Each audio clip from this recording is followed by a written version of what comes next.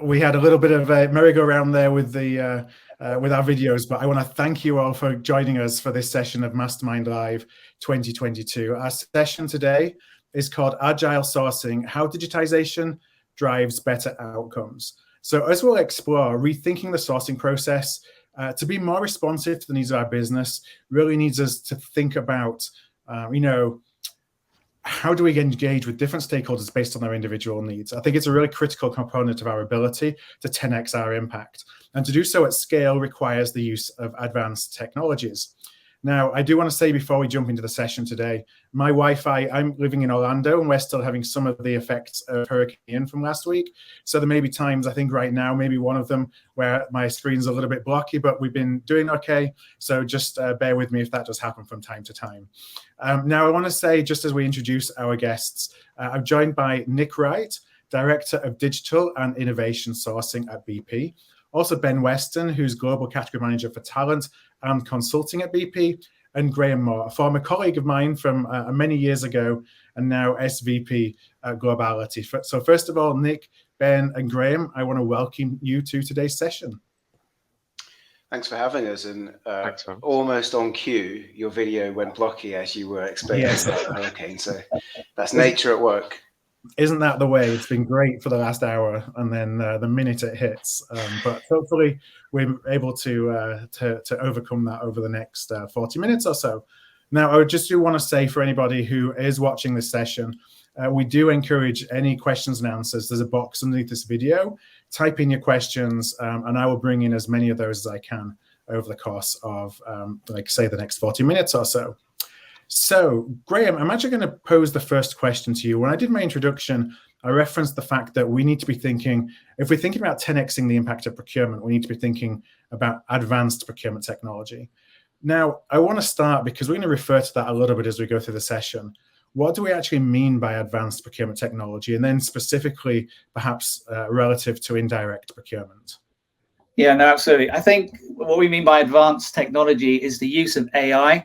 And giving the consumer an intuitive experience, like we do when we buy at home, just making it simple for the business, making it a better way to engage, better way to understand what it is, from complex services that they want to procure, and then sort of automating that process. So just being very sort of slick in terms of how we go about allowing the business to self-serve and moving as much as we possibly can to self-service. That's what we're trying to do.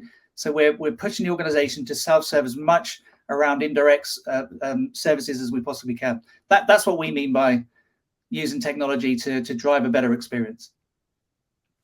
Now, I just want to ask you, you talk about self-serve. Now, is there a limit of what you can push into a self-serve environment, or is all spend kind of up for grabs, if you will? Interesting question. The way we look at that, if it doesn't go in a catalog, you can use our platform for it. But right now we're orientated and concentrated on indirect services. So anything that doesn't go in a catalog from an indirect category perspective, then we say you can source that on the platform. Yeah.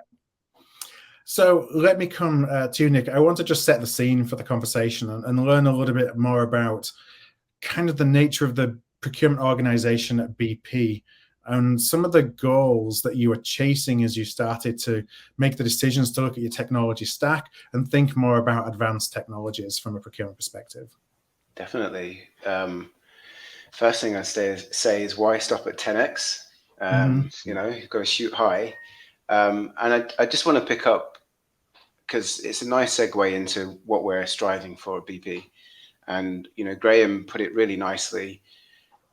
Effectively, if we had the experience that a lot of us have in corporate procurement world, in our private lives, we probably wouldn't shop in those places. We'd just find other places to go.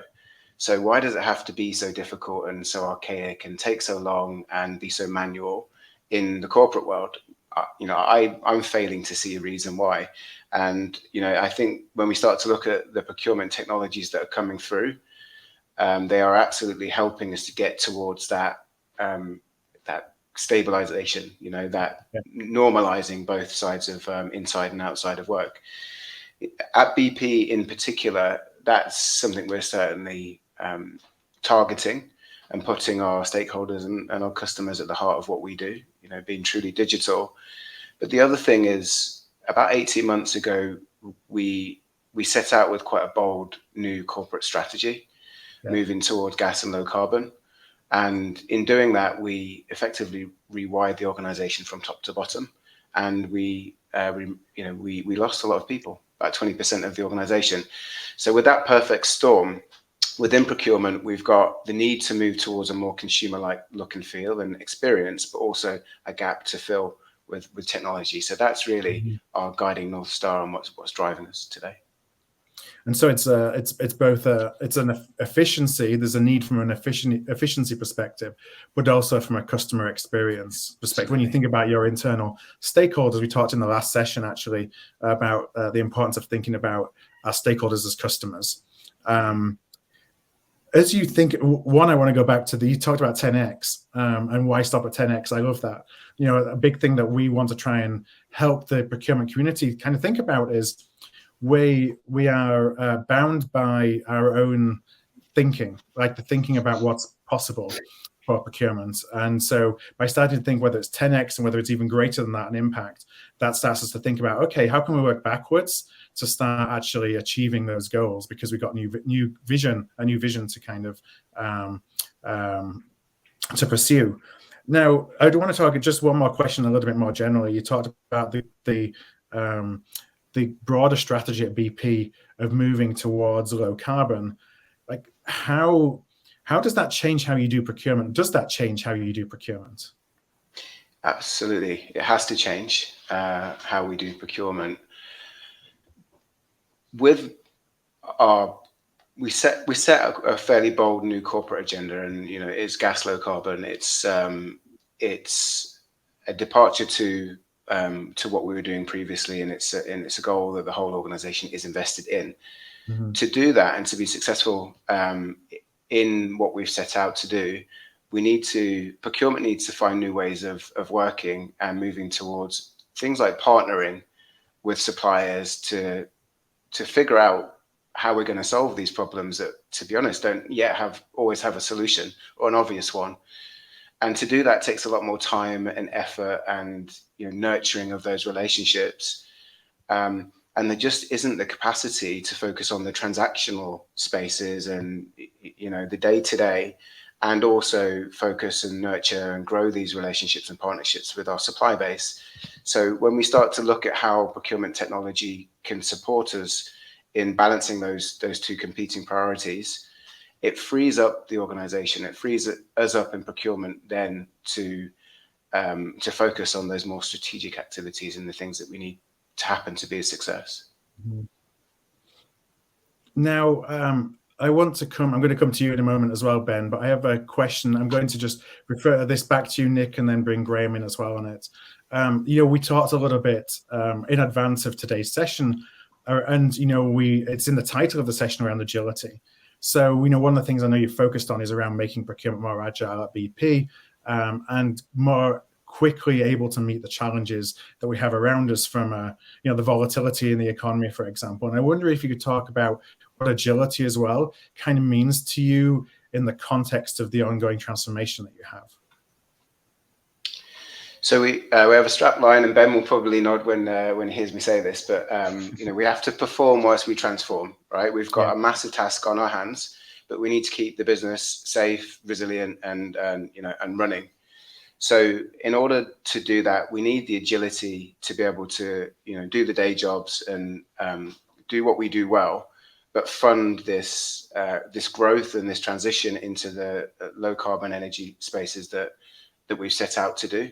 And where agility comes into it, we need to prioritize. We have a finite amount of time, and we need to make sure that we're ruthless in working on the things that are going to support that strategy.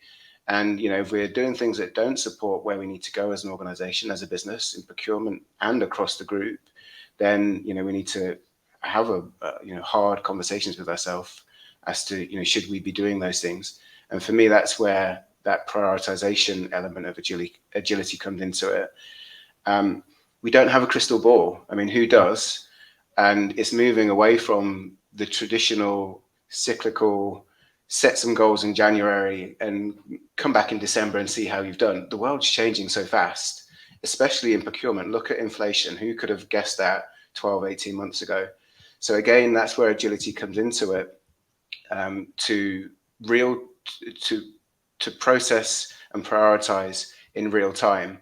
And, it takes a lot of mental capacity to do that. And again, this is where we're leaning into these procurement technology tools that can take away that transactional work for us and can take away some of that workload to free us up to think on the more strategic and in-depth elements of what we need to do. And Ben, how are you finding that in practice? When I gave the introduction, I talked about the fact that you're overseeing, I think, professional services and travel from a category perspective. Are you seeing that need to be for speed and agility from your stakeholders? Absolutely. I don't think it was ever anything different, to be honest, Philip. I think, to build on some of the comments Nick and Graham have added, the reason I find the talent acquisition side of professional services so exciting is we do need to perform whilst we transform. As Nick said, we're transforming from an international oil company to an integrated energy company. There's a lot of focus on letting our leaders across the entities that now form BP kind of run with their process, drive the business strategy, but we need to do it as a leaner organization. And the irony of this is we actually need to put more control measures in place for those people that want to run their processes. So the technology roadmap and kind of, what we call, and I think it's quite a widely used term in the industry, building this digital ecosystem, if you like, of driving services procurement is absolutely key. We've got stakeholders who want what they need quickly, but they need to make sure they tick the boxes of our kind of discretionary spend approvals list, if you like. So there needs to be a sustainability element to it. There needs to be a cost management element. There needs to be separate business cases to deal with the volatility that we're all experiencing right now. But we need to get what is effectively a really emotive topic of bringing third-party experts in. We need to get all of our stakeholders on that digital journey of saying, you now use this. We are going to route you through this process through targeted learning of systems. It will remember you. It will remember your negotiations that we're helping you with. So it's a hearts and minds piece. And I think procurement always has been in professional services. They know what they want. We don't want to be a blocker. We want to be an enabler. And post our reinvent process, where we're a lot leaner, we need to have those solutions in place and talk to them about the value add right from the offset to get them on that journey. Yeah, and if you're not a enabler, then they will find a way to work around you at the end of the day. I was responsible for professional services as well in my past in consulting, so and travel actually. So I completely empathize. Great set of categories. Yeah, just to build on what Ben said, one of our early conversations was around change, and I think that's a topic coming along a little bit later in the session. But Ben, Nick, isn't it fair to say once we've convinced the business user to use the technology, they don't want to stop using the technology? It'd be interesting. There's no going back. Yeah, there's no going back. When old way of working, you'd put in a request and it'd sit in a queue for a while, and eventually find somebody in the procurement team, and then they probably get back in touch with you and ask you what you want, and the process really starts from there. With things like Globality, we can put those, we can reduce and condense those steps into one interface, into a portal, and Ben can share a bit more on how that's showing up in BP. But within an hour or so, that stakeholder kind of created a statement of work, pushed it into the marketplace, and that's condensed something that probably would have taken days into hours, and into, more importantly, something that they've done themselves. So I think it is an absolute mindset shift to put that power into our stakeholders' hands in a controlled way. So it's not a free-for-all, There's a set of boundaries around that and that control that Ben alluded to that we can manage centrally. But it really is a massive cultural change that, from what we're seeing, people, once they've started, don't ever want to come back from. So I'm going to encourage anybody who has questions, please do keep those questions coming in. Complete the box underneath the video form here. I'm going to bring in one question right now because it's actually related to the mindset point that you made, Nick, and I'm going to pose this to Ben. So let's bring that in. So do suppliers have to share procurement's mindset around agility in order to be effective partners on that journey? What's your experience? Sure. They do. I think if I use our consulting area, which is obviously the high profile, high value part of our professional services offering, we mustn't forget that their success is forged out of relationships with our exec suite, our C-suite. And so when it comes to strategies, the problem with some of these discretionary spend areas, as they're rightly called, is it's really hard to get a very clean list of stakeholders. So if you can go to the top of the pile and understand what the journey is, we're fortunate, Nick and I'm speaking for Nick here, because we directly report into the finance org and our CFO's office. And that gives us great wealth of data, if you like, to see what has happened. We can see what we have spent. We can see who we have spent with. We can see what areas of the business and what geographies were utilizing those services. Our job is to get ahead of those conversations. And you can't do that without alliancing with your big partners. It's not classic Pareto, but we can capture an easy 80% of our spend. And the strategies that we build are such that we can, in a way, kind of cut and paste for the tail spend that everyone experiences. But if you can't get those vendors and those strategic partners on the journey to say, look, here's the problem statement. Let's actually talk your language and turn it into a statement of work. The desired outcome or outcomes are this. We believe the stage gates to get there along the journey are this. We don't have enough of this insight. We don't have enough of this forward planning. We don't have enough of tracking when you've offered us investments or discounts versus the lovely MSA rate carded fees. We can't actually speak on your behalf. Oh, and by the way, sorry to point out the real obvious, but you're getting great business where you've nurtured those relationships. But what about all of the areas that you're missing? And I think what we've done on our journey so far, certainly when it comes to the adoption of our digital enhancements, is to say, you might have X% now. We're happy for you to have 99%, but we need you to work for it. We need you to partner with us, and we need you to prove that return on investment that we're being challenged as procurement to deliver. It's been quite well adopted so far. I mean, I am fortunate that I work in a category that a lot of our kind of major are leaders in this kind of digital transformation. But short answer, yes, they have to be as involved and as on board, if you like, as our key stakeholder groups within the business. And Graham, is that something that's echoed across BP's experience is similar to what you see across your client base? Totally. I mean, one of the things with BP that I think Ben alluded to is the fact that procurement roll right into finance, so they have visibility. And we started with professional services together, and it helped that there was a mandate top down. I think EVP, Ben, if memory serves me correct, that says, right, I want to form a panel. I have my 5-6 preferred professional services providers. I want them to competitively bid for the work. Obviously, Ben and team have worked with those providers, so they know what's going to happen. And to Ben's point, we want you to work for it, but we want visibility, and it's going to be competitive. So that's a common story for us across other customers as well.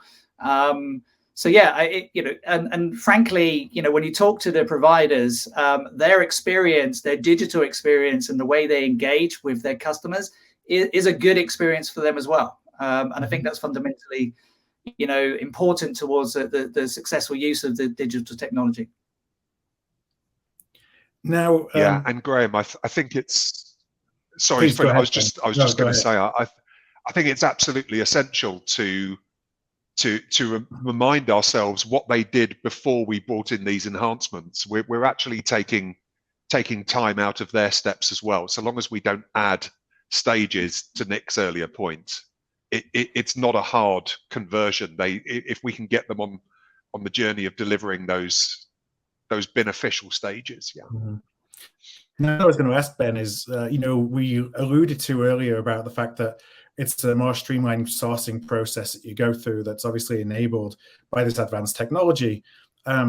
So that folks who are watching can actually visualize what that looks like, could you kind of walk us through what a sourcing process could look like, or does look like, as you're using it with the technology that you're using versus perhaps what it was before? Yeah, absolutely. Happy to. So when it comes to our consulting engagements, we partner with Globality. I think the best way I'd summarize the previous setup is that there's no one way. Mm-hmm. We have a series of different templates. We have a series of different templates within different entities and business groups within, and ultimately building a requirements list, an RFP, I suppose, or an RFQ rather than an RFI. It is open to challenges around consistency, even when we're utilizing the same suppliers against different parts of the business. So what we do now is we've got that robust approval process that Graham alluded to. We've got financial approvals, but we've also got business case approvals that need to go up to our C-suite, particularly in the areas of consulting. We want to know that it's not something that's been done before, but the other part of the business don't know about it. We want to know that it's creating new hypotheses and strategies that we can't replicate that have been developed already. And we want to make sure that we don't have the internal capability to do it, but actually an individual or a group's default position is, let's go out to an external partner. The reality is we're kicking the tires and we're validating going externally every time now. But then when we get to it, what we've really succeeded with Globality on is a uniform way of building a requirements list. Mm-hmm. With a blank Word template, it takes at least an hour. It takes sharing, from my experience, it takes approvals up the chain. And what we've been able to do with Globality and what we've received great feedback on in terms of its intuitiveness is the requester can access it through single sign-on. It starts with a very open question of what are you looking to achieve? And from there, the learning starts, and it starts to target very focused questions on what they're looking to achieve, in what timescales, in what geographies, etc., etc. Mm-hmm. And you can use that tool. We've used it simply for building a requirements list, and then it's been taken out. But actually, where the real success has been is getting us all the way up to preferred bidder when procurement take over and get into those lovely BAFO discussions. So where it's been used best, and as Nick said, once they're on the journey, they want to stay on it, is build the requirement, focus 35 to 40 minutes tops, and you can get an RFP. You can involve your senior vice presidents, you can involve whoever you need to review it, who can doctor it and query it before it's released. But you can then release it to the partners. You can set timescales on when to receive it. There is a weighted scorecard built into the process, and you can assign scorers in the system ready for when it comes in, and you can get to the stage where it spits out the weighted aggregate scores. The beauty of it all the way through, Philip, is our procurement setup is category and supply-facing procurement, but then we've got an amazing team in our global business services function that looks after the sourcing element, the contract enablement, the negotiation, and they can be tagged to it. And if they wish, with a coffee every morning, they can log in and they can see where we are in the RFP journey. And that's why it's been so successful in areas like our sustainability and strategy teams, is they can build the requirement. We can set them up for success. We can step away, we can let them build it, but then we can jump in the chat function or separately, and we can add weight to it. Now, it doesn't pay.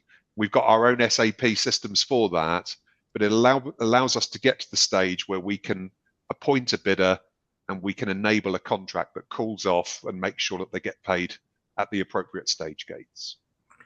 Well, that was quite high level. Well, it was a great kind of, I think as people listen, they can visualize what the process looks like, and perhaps how that differs from their own process sourcing perspective. I want to just come to Nick, when you're looking to implement this new sourcing process using the technology that you are, from a change perspective, was that a tough sell, or was there definitely openness amongst the stakeholder community? And I think you're on mute if you just want to take yourself off mute. There we go. Yeah. So just to recap on what Ben said, we're trying our best to remove procurement from the equation. Yeah. I've said this so many times, but no one wakes up and says, I want to deal with procurement today. Let's be honest. I think we add a lot of value to the organization. We enable our strategies, but, legacy views of procurement, we are a means to an end, perhaps. So everything that Ben's just said condenses all of those boundaries into a single marketplace, and allows the intake and the requirements to be gathered automatically and pushed through the flow. In terms of adoption, I think we're fairly mature in our technology journey within BP. We have existing marketplaces that we brought in, that others and users and the organization has seen and felt the benefit of. So that almost glides the way for further procurement technologies such as Globality. And there's a few out there. But I think once our stakeholders, once our users, once our professionals see the benefit of those tools, it's less of a threat and more of a something to help, augment and be able to, again, back to the point, focus on a bit more of the higher value strategic work. How about if you flip that to the procurement professional? I think that, do you find that there is fear from the procurement team that, well, now we're bringing in technology that's going to replace the buyer? How do you kind of manage that communications as much as on the stakeholder side? Yeah, I think it's if we zoom out a little bit, procurement and the role we have is changing. It's less about banging on the table and lowest price, and it's more about, are we doing the right thing for society? Are we buying sustainably? Are we protecting our people and our planet? So whilst the tools can help us in those spaces specifically, it gives us the time and it gives us the capacity to do the real deep thinking, to figure out how we're going to do those things, and get to them, in the best possible way. And Graham, I'll pose that to you too. What do you see across? Do you see that as being a big change management hurdle, or are there any specific tactics or strategies that you employ as you're talking to your clients around the opportunity here, as opposed to looking at it as something to fear? Yes, it's an interesting question, and varies by customer engagement, I guess, and attitude. If you listen to both Ben and Nick, you can understand the passion of the innovation, and that's not that common. And yes, that question, is this a threat or is this a blessing to me as a procurement individual, comes up. But I think it's about going on the journey, and folks are in different sort of stages of that journey. But once, I think, from a procurement perspective, once the procurement team understand that this is going to enable them to do so much more of what they signed up for, and free them and give them the capacity to go and do that, then they embrace the technology. But there is a bit of a journey. And again, if I look at where other customers are, like BT and Santander, their journeys, started, in a couple of category areas, and you already see BT in the market announcing they're going to achieve 2 billion through the platform before the end of the year. That's enormous. So they went through that curve as well, in terms of adoption with us and us working together on how to get the business, to embrace the innovation, if you like. And I go back to something I said to Ben and Nick just a minute ago around, once the business users experience it, there's no going back. And it becomes evangelical, and I use that word a lot. And it's like, why are we not using it? Why are we not on the platform? This looks really cool. And they really value and rave about that sourcing experience. To Nick's point, no one gets out of bed in the morning and says, I want to go and talk to procurement. This is a great way to engage and collaborate with procurement, in a way that you've not done before. Go back to where we first started around, trying to make it as consumerized as we possibly can. It is really that experience that brings them back to the platform. Ben said it. Remembering what you did last time, learning about outcomes, tactics, what your colleague did before you, and really driving that value. It's a better way to engage with procurement and the business, whether you're a collaborator or the originator or doing both. Yeah. I'm a huge believer that for us to think about 10xing or even further the impact that we have to embrace approaches like this, and we have to have that mindset of it's not like this is the wrong way of putting it, like outsourcing yourself, but it's like, how do we find ways to be more effective? So as Nick said, procurement is not stuck in the middle, we're enabling. I think about the idea of spend enablement versus spend management a lot. We're enabling the business to do what they need to do. We're bringing a lot of expertise in there to help them, but we're not there to manage their spend on their behalf, because ultimately it's their budget. What can we do to help that go faster? We have a very specific question, Ben, I'm going to pose to you just around what you were talking about, the process, and the question you were talking about requirements and how you're able to really minimize the time it takes to build a scope of work, for example. The question was there a lot of work when you start the process to actually build a requirements tool? Yeah, great question. No. I think if I speak really candidly, I inherited a category that was in a fairly good state. To be honest, it needed a new category strategy. It needed a new direction. More than anything, we needed to identify the opportunities in the category, and the opportunities lead to the value levers that ultimately make your strategy. Digital enhancements are a big one of those, but so is collaboration with the businesses, so is building strategic alliances, so is changing the maturity of the discussion with our partners. We sell services too. Where are they offsetting? Where are they charging their vehicles? It needs to be a much more mature collaborative conversation. When it comes to the requirements though, we've got a good grasp on what BP are trying to achieve. To Nick's earlier point, the direction and the vision is really well communicated, and even more so internally amongst staff. So we can sit down with it's quite a cold term, but I know it's any stakeholder and say, right, what are you looking to achieve? Why? What's the ultimate benefit?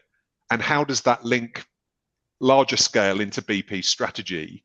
So when it came to that set of requirements, we had quite a clear view on, okay, let's start at the back and let's start at the end and work our way backwards. What is the outcome? What does it stop us doing that we do now? What are we making more lean? What are we making more efficient? And really, that's kind of what we work with for all of our tech partners so far, but especially with Globality, we've just said, look, we'd like the questions to start with what's the eventual outcome, and then what we'd already built into our Word document templates a year prior to that is, and how does that link to BP strategy? So we've actually built that into the Globality platform, and you cannot pass until you've answered that question in free text. So it's been a fun journey to mandate some of those questions and kind of put the hard hat on, if you like, Philip, and see what the response from the users would be. It's actually been very warmly embraced. It has been a journey. It has been a journey, but back to your earlier point, they actually, our colleagues want guidance. They want procurement to add value to the process, and then they want us to step aside and say, I get it, I know who you are, you'll be involved all along, but I think what you're telling me is I don't need to have 4 Teams calls or Zoom chats. I can sign on and then you'll receive an alert to review what I'm doing. Is that correct? And that's been a real game changer. Sorry to talk over you, Nick. Oh, it's all right. I think that's all absolutely correct. But there's a bit more of I think there's a cultural process that needed to happen and needs to happen in any organization to increase your adoption of these tools. We started way back a couple of years ago with App Orchid. That was the first tool that we brought in. We bought Fair Market a while back, and they're doing what they're doing for BP, and now we're working with Globality. And I think the more of this procurement tech that you adopt, the easier it does to do the next one, and the cultural change happens, and the acceptance and the adoption. So if anyone's thinking about it, they're all great, and I'm sure there are other tools out there. I'd just say you've got to start with one, start small, scale it, get the success, bank the wins, and then repeat. So there's definitely a cultural laying of the foundations that needs to happen working with these tools. It doesn't seem quite so scary the next time you do it. Sorry, Graham. No, I was going to add to that. Another dimension is that when you, again, listen to the passion of both Nick and Ben on this topic, is other conversations I have with procurement executives, CPOs, is they actually use this digital innovation and the journey they're on to attract new talent, the new procurement DNA that Nick spoke about. It's long gone are the days of banging your hand on the table or going into a room with no windows, turning the heating up and not offering any drinks, right, until you come out of a contract sign. It's about this, the new tech, the way to engage with a business better and more effectively is being used to retain and attract. And I think that's a fact. When I first started talking to BP, one of the really cool things was they had a vision on where they wanted to go, and I didn't see any barriers in terms of the art of the possible. So when we first started talking, the lights went on immediately, and we were completely aligned about the applicability of the journey they were on and where we fitted into that. So I want to transition the time that we have remaining into what's next. And I'm actually going to ask you this first, Graham, from your perspective. You've obviously observed the journey that BP are going on. You observe the journeys that other clients are going on, and you've been transformation for a long, long time. Where do you see the next step on the journey for the team at BP, and how are you supporting that? Good question. I think to go basic for a second, I think we just need to see this at scale together. We're at the, I wouldn't say we're at the beginning of our journey. We're on our journey, we're up and running, but now we need to scale and really start to embrace and realize all of the benefits that we're talking about. So, we need to push as much sourcing to self-serve as we possibly can, I think, to reap the benefits. The other thing I would say, and I'm sure BP will keep us on task for this, is we have to continually innovate. We don't stand still. The innovation doesn't stagnate. We've got to keep pushing the boundaries. People like BP, BT, Santander, Quantima, other customers are always pushing for, as well, and coming up with other potential ways the platform could be used. We listen to that. We bring our own dimension to that conversation as well. So I think, not stagnating the innovation keeps it fresh. When you look at categories, and I look at Nick and Ben when he talks about his passion around his category, when you look at some of the other category areas like technology, IT, ironic conversation we're having about new tech, but you have to keep ahead of the curve on this as well. So the AI needs to keep ahead of the curve on this as well. So continually bringing new ideas, new services, I think, is very important. That's how I see the future: scaling and continually to innovate. Nick, I'm going to kind of pass the same question over to you. Where are you looking forward to on your journey to continue to use these advanced technologies to enhance the procurement value proposition? Yeah, I mean, the proof's always in the pudding in terms of the outcomes that we're getting with these tools. And, Graham made a really good point on the need to innovate and, to enhance and to build and to evolve these tools. So for me, that's the one to watch. What's the broader landscape? What's being developed? What is of interest to BP? And the things that are already in the estate, how are they evolving and how are they comparing and how are they getting better? And it's, I think it's much more of a faster fail mentality within procurement at this stage. and not being afraid to experiment, measure, and then take decisions based on on what we find. So I think it's going to be an exciting months, years, decades within procurement, especially within this tech space. And I think it's just the start of the beginning. So it's going to be exciting.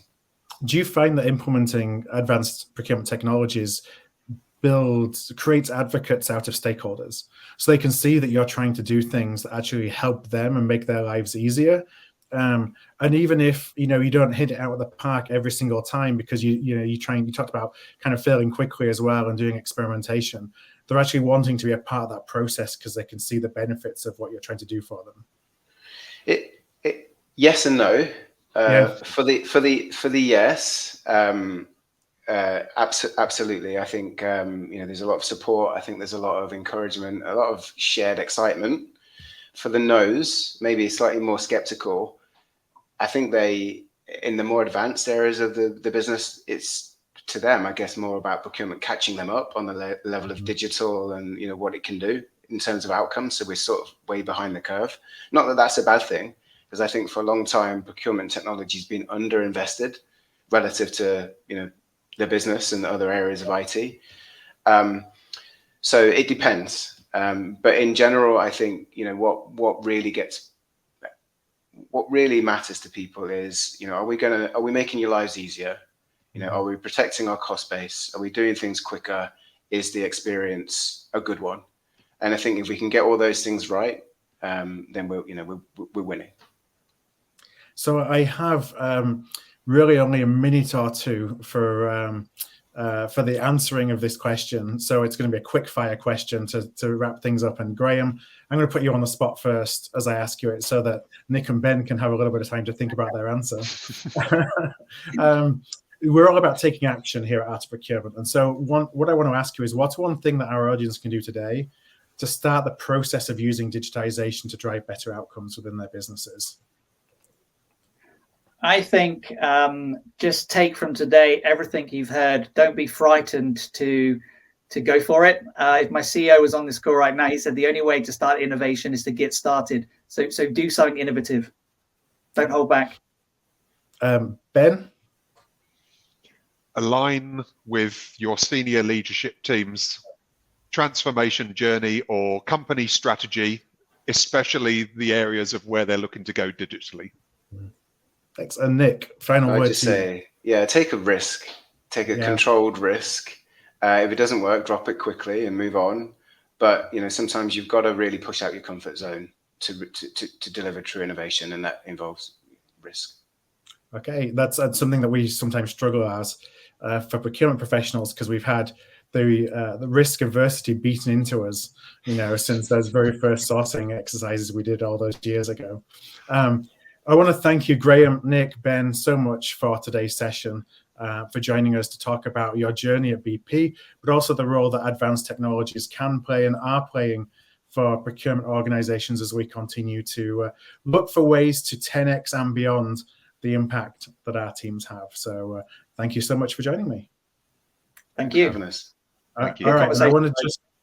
Yeah, thank you. And just to talk about the next session. So our next session, I'll be hopping over into the next session to host that as well. It's called Unlocking the X Factor in Procurement Transformation. So it starts at 5 minutes. My time zone, that's going to be at 11:30 a.m. Eastern time.